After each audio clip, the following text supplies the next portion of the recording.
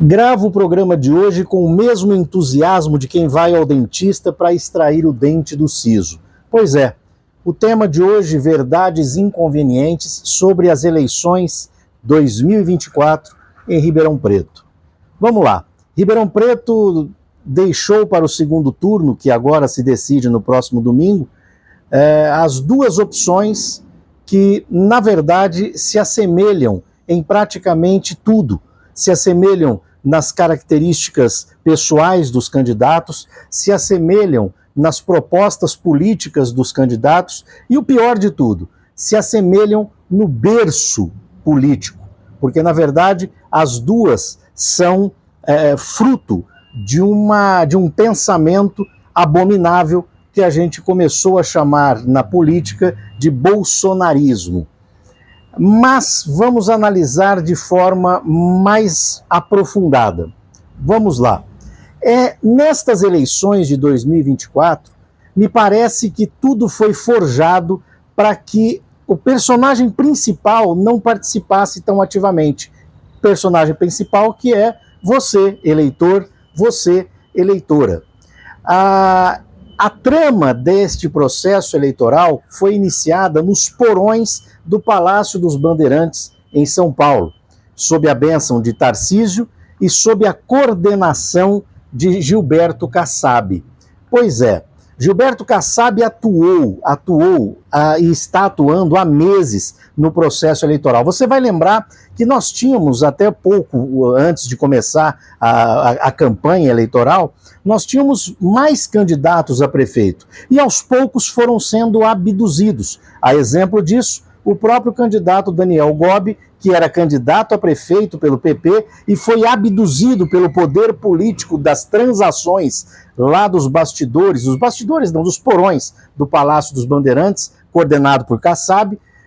Daniel Gobi foi abduzido e foi transformado em candidato a vereador em Ribeirão Preto. Tudo isso para facilitar o caminho do menino Ricardo Silva, para que ele chegasse sem muitos atropelos. Inclusive, nós vimos de perto Ricardo Silva permeando o próprio Partido dos Trabalhadores, o próprio PT, nas suas prévias eleitorais, quando escolhia o seu candidato a prefeito. Por sorte, o PT conseguiu fazer uma blindagem para que Ricardo Silva não tivesse tanta influência no PT e na escolha do PT em Ribeirão Preto. No entanto, sentiu-se, como Emily Dickinson dizia, que há coisas invisíveis como o som e evidentes como a música. E evidente foi que o próprio PT, o próprio Partido dos Trabalhadores em Brasília, tinha gente torcendo para que Ricardo Silva se desse bem nesse processo eleitoral em 2024 aqui em Ribeirão Preto. Isso causou, inclusive, dificuldades na campanha a prefeito do próprio Partido dos Trabalhadores. Mas tudo isso levando o intuito de facilitar o caminho para o menino Ricardo Silva. O que Kassab não atentou é que nesse processo havia um irmão gêmeo de Ricardo Silva, um irmão gêmeo político, chamado Marco Aurélio, do Partido Novo. E foi num descuido que Marco Aurélio se sobressaiu nos debates do primeiro turno e, de repente, cravou o seu lugar lá no segundo turno com Ricardo Silva. Não cravou porque tem uma proposta diferenciada, não cravou o seu lugar porque traz uma alternativa política, não, é mais do mesmo. No debate que nós vimos agora há pouco na Band, entre os dois candidatos do segundo turno, deu para ver isso nitidamente, quando se acusam de incompetência administrativa, um porque endividou a sua própria empresa, e o outro porque, na verdade, nunca administrou nada na vida, né? E aí você vê se assemelhando, e aí um dizendo que vai lutar pela saúde, pela educação, mas, na verdade, os dois pertencem a um fio político que menospreza a saúde pública, que menospreza a educação pública, e não adianta a gente tentar dizer que não, que o Partido Novo, esse bolsonarismo, essa coisa da extrema-direita que maltrata o servidor público, que maltrata a educação pública, que maltrata a saúde pública, na verdade, não é exclusividade do Marco Aurélio. Também é parte da política de Ricardo Silva. Veja, por exemplo, como Tarcísio trata os professores do estado de São Paulo, não é?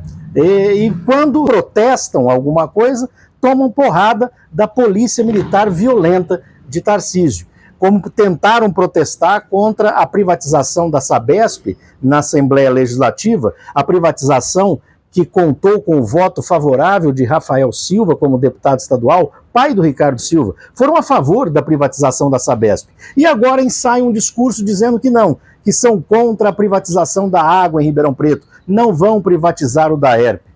Não dá para acreditar, porque são favoráveis à privatização dos serviços públicos, sim, porque estão junto com o Tarcísio, estão junto com Kassab, e tudo isso faz parte do mesmo plano político. Seja para quem for o voto, Marco Aurélio ou Ricardo Silva, nós teremos os mesmos embrólios, nós teremos os mesmos problemas na próxima gestão administrativa. Com um detalhe, Ricardo Silva vai ter uma facilidade enorme na próxima Câmara Municipal, inclusive com a bancada do próprio PT. Ricardo Silva vai nadar de braçada. Talvez Marco Aurélio tenha uma dificuldade, mas a gente tem que considerar que grande parte da nova Câmara tem lá a sua raiz fisiológica e que vai fazer negócio muito fácil com o próximo prefeito. A gente sabe que a única saída, talvez, para quem não acredita nos dois projetos, é o voto nulo. E vale dizer a diferença entre o voto nulo e a abstenção. A abstenção é, não, eu não participo do processo, eu não vou lá votar e etc. Mas o voto nulo significa um recado da urna, em dizer que não vou legitimar nenhum projeto e nem outro. Não vou legitimar nenhuma candidatura e nem outra candidatura. O voto nulo significa dizer que nenhum dos candidatos deve assumir a prefeitura de Ribeirão Preto. Ah, mas um deles vai assumir. Claro que vai assumir, mas vai assumir com a sombra de dizer que teve mais abstenção, teve mais voto nulo e mais voto branco do que os próprios votos que elegeram o próximo prefeito. Veja no primeiro turno, 45% dos votos foram abstenção, branco e nulo. E de abstenção foram 160 mil eleitores. Ricardo Silva, como primeiro lugar no primeiro turno, teve 128 mil votos, portanto menos do que aqueles que se abstiveram de votar. É a triste realidade da política ribeirão-pretana, mas nós temos que colher um resultado, e este resultado nós vamos colher no próximo domingo, mas vamos sofrer nos próximos 4 anos.